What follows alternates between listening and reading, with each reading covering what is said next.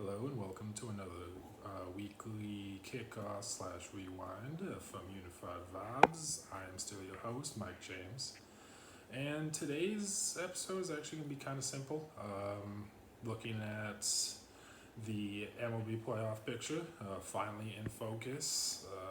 Looking at some of the teams that have missed the playoffs this year, kind of where we see them going. Are we looking at any surprises next year, or are we looking at maybe this was their one chance and they missed it? And then talking about last night's, the only game that seemed to matter, Patriots and Buccaneers game, Brady's return to New England. And then finally, a little bit more about the upcoming NHL My foray through the NHL season video. Alright, so kicking off with the MLB playoff picture. I'm looking forward to some good old-fashioned classic rivalry baseball tomorrow night between the Red Sox and Yankees at Fenway. It was at Fenway, right? I should do more research before these. I really should, but that sounds like too much work. Extremely looking forward to that. Should be a good time. Should be a good game. Definitely going to watch that. May tweet through that. We'll see what happens. Then we've got on the NL side the Dodgers and Cardinals. I was reading the ESPN, kind of looking at the playoff participants, and the bold take was the Cardinals streak. Well, they will not have a single game-winning streak in the playoffs, losing to the Dodgers. I don't doubt that. I just think that the Dodgers got really hot, and they did. They got extremely hot. Congrats to the Cardinals for making the Reds look like the Reds and kind of proving my preseason MLB thoughts, especially with the Central Division. The damn Cubs decided to screw that up a little bit, but all in all, kind of played out to how I thought, so that was cool. I'm not going to sit here and say I was one of the people who expected the Giants to be where they're at, but since they're where they're at, I'm not sure if I see them making it to the World Series. I think it's going to be an amazing playoff bracket. I don't know if any team really separated itself. I mean, don't get me wrong, we had multiple 100-game winners, multiple 90-game winners this season. But I don't know if any team really separated itself in this playoff field. So I'm really looking forward to it. I'm not putting out any predictions at all. Outside of the fact that I kind of see the Brewers making it past the Braves in the NLDS, making it to the CS. Whoever they face in that in the CS, though, that's going to be a really fun series. But outside of that, it'll be a fun October. What can I say? And I'm hoping the World Series only goes to Game 5, so it ends in October. The final game would be, if it ended in 5, it would be on October 31st. Please, October baseball is playoff baseball. Please end in October. But outside of that, looking ahead to next season, as many teams are currently doing. Low key, the disappointment of the season has to be the Twins, and I really don't see them making up that next year. Mostly due to the fact that I'm not sure if that team is as whole as it currently is next season. I could definitely see them trading Buxton, a couple other pieces, maybe going into a soft reset or a rebuild. We'll see how that plays out. Feeling really uneasy about the going to be newly minted Cleveland Guardians. Cleveland seems to want to penny pinch daily, so I would not feel good about their star players coming back next season, especially, is it Jose Ramirez? I want to say it is. Please correct me if I'm wrong. I don't know if they actually keep him into next season. If they do, then that team could be maybe rebounding, but they've traded away a lot of talent, and I'm not sure if that I'm not sure if they're able to come back from that for a while. Out in the NL West, Seattle Mariners, I'm really looking forward to seeing that team develop and come together. Was able to actually see a game early in the season, way before they were even a thought in the AL playoff picture. But I'm really looking forward to that. It should be a really fun team in the next couple of years, including the Toronto Blue Jays. I mean, that team could have easily made the playoffs. It just didn't come together for them at the end of the season. That happens. Looking forward to seeing how that team goes. Baltimore. I wish I could give you better news. I can't, though. You're at the bottom of that division. You might stay at the bottom of that division. I don't see the teams ahead of you really slipping. Speaking of teams I could see slipping further, Oakland, especially since the Mets seem to want to poach the manager and GM combo out there. I'm not sure if another GM is really going to be able to hold that team together as well as Billy Beane has. He might be president of baseball operations at this point. I'm not entirely sure. There was a really cool article that I read. I think it was through Bleacher Report, but it was through some other medium. No, it was The Athletic, I believe it was, about the power structure in MLB front offices, basically not allowing guys per se to leave for other positions due to promotions to president of baseball operations, and basically an unwritten rule of not really having to allow your employees to interview for a lateral move. So if it's GM to GM, operations to operations, different stuff like that. So yeah, it should be fun to see. Yeah. However, but yeah, those are the teams I'm kind of looking at next year. NL side, Cubs fans, I do not, I repeat, do not see this team coming back quickly. Maybe Javi Baez comes back, but Rizzo, I don't see it. Chris Bryant, definitely not. I just don't see the money that you say you have playing that big of a factor.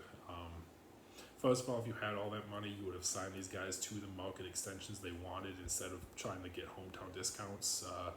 Congrats.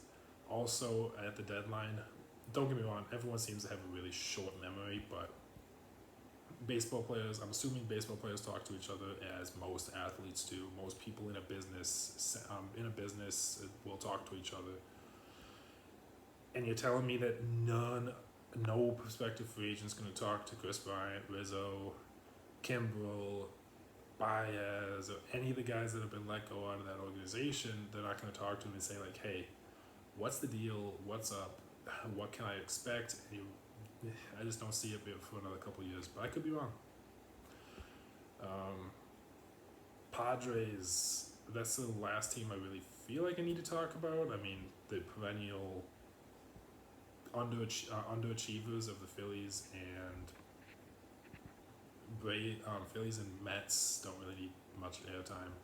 I feel good about the Marlins if they get a bat. We'll see how the free agent period goes for them. But the Padres,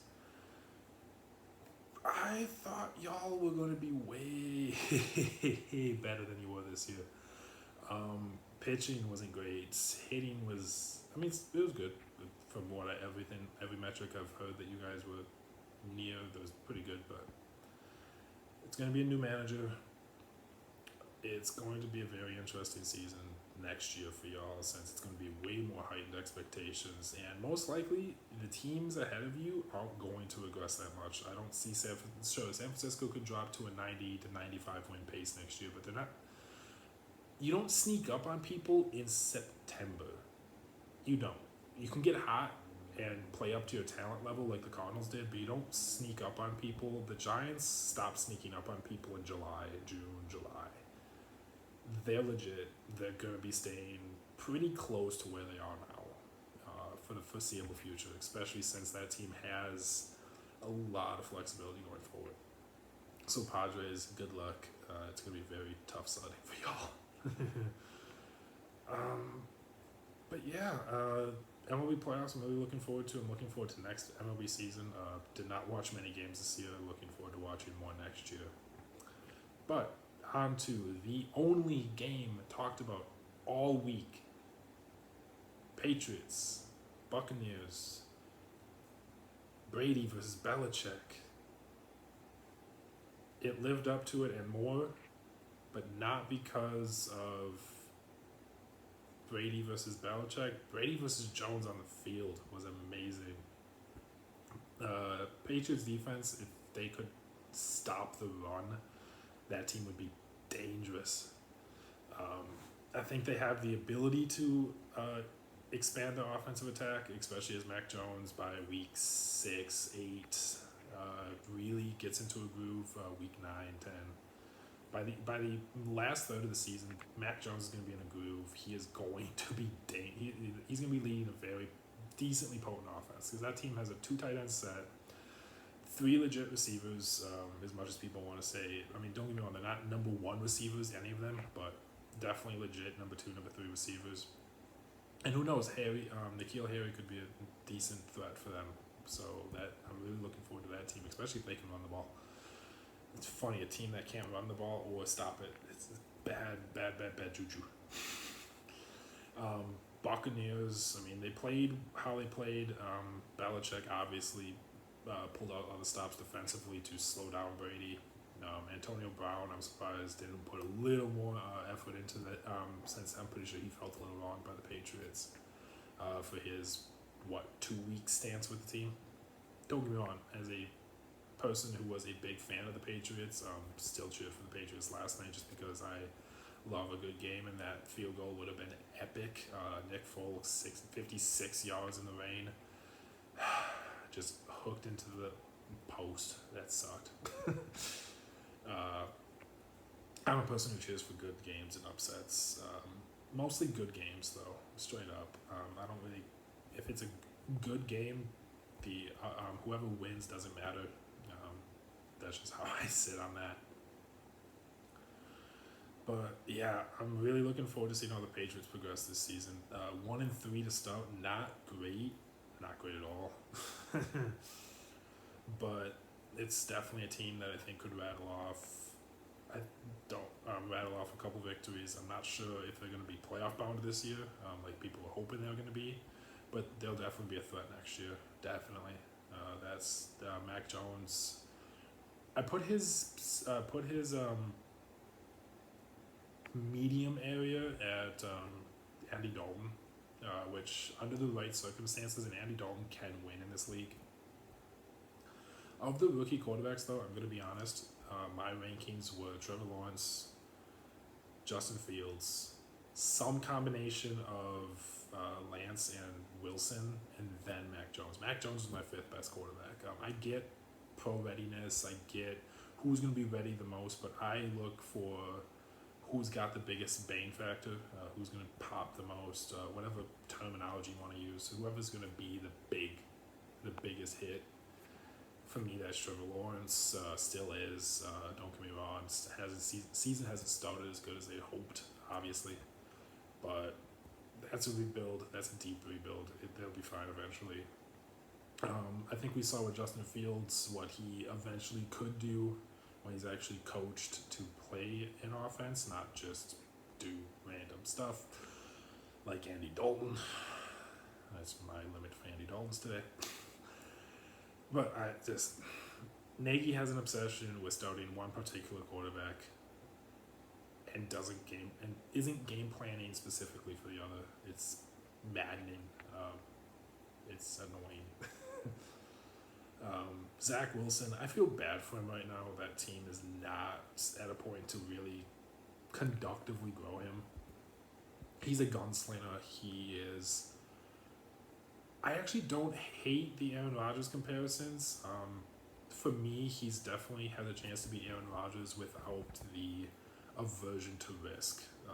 By that I mean, I feel like Rodgers takes very big pride in his not throwing of interceptions. Doesn't throw interceptions at home. How many games deep? Yada yada yada. I think he takes very good pride in that. And I'm not a big fan of that. I feel like he misses windows. I feel like he doesn't... His biggest change a few years ago, last year actually, it wasn't Jordan Love joining the team. It wasn't... I'm sorry, y'all. It wasn't Jordan Love. He stopped holding on to the football. That was his big change 2 years ago. It was just big change this past year. He stopped hanging onto the football, and he became the quarterback we all remembered him for. That's Rodgers big key. Sometimes he stares. It's kind of like what happens with Brady occasionally. I think we saw that a bit last night without Gronk. Is that Brady can get a little starey into the receivers, doesn't really throw it to the guy who might be available, who wants to throw it to the guy who he knows can make plays for him, who knows that he knows his abilities. And Rodgers has been like that in his career with Devontae Adams, especially recently. At certain points with other receivers, he gets locked on. Wilson, as we definitely have seen, does not get locked on that much, except to the opposing defense. That will get better with age if he's allowed to age out of that. As we know, quarterbacks only get like half a season before they're tossed out. It's terrible. But yeah, it was a fun game last night. I watched every minute of it. I would definitely have watched 4 more of them. That was just really good fun. Probably gonna watch the Raiders Chargers game tonight. Supremacy for the AFC West. Need to get rid of these divisions. But final points. New content coming up soon. NHL season will be starting soon, and my foray through an NHL season. We're gonna do that on Wednesdays. I'm not really sure what I'm calling it yet, so be watching for that.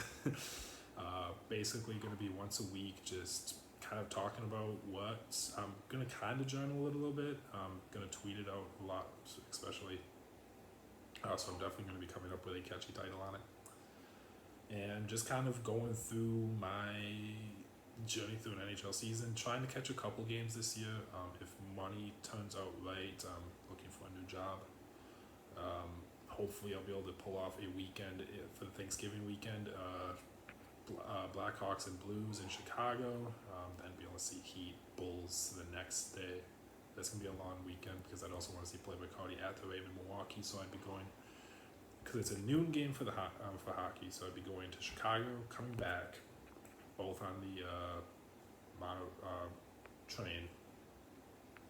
So going to the Blues, Blackhawks game, coming back, seeing Playboy Cardi, going to sleep, coming back the next day sometime, screwing around in Chicago, and going to the Bulls Heat game. Might go zip call on that, but I'm not sure. That's not important. But definitely looking forward to seeing some actual hockey games. I will be going to a lot of the Admirals games here in Milwaukee. That'll be a lot of fun. Getting a bit more live hockey action. I've only been to like 1 or 2, and they were both my cousins' games. So I definitely need to see more hockey to do this foray into an NHL season more complete. But yeah, that is concluding today's weekly kickoff review. See you next time.